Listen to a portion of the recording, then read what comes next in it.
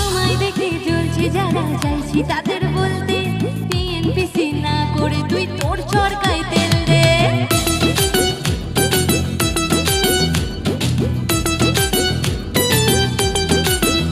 হ্যাঁ, আমায় দেখে জ্বলছে যারা, চাইছি তাদের বলতে বিএনপিসি না করে তুই তোর চরকায় তেল দে। যাদের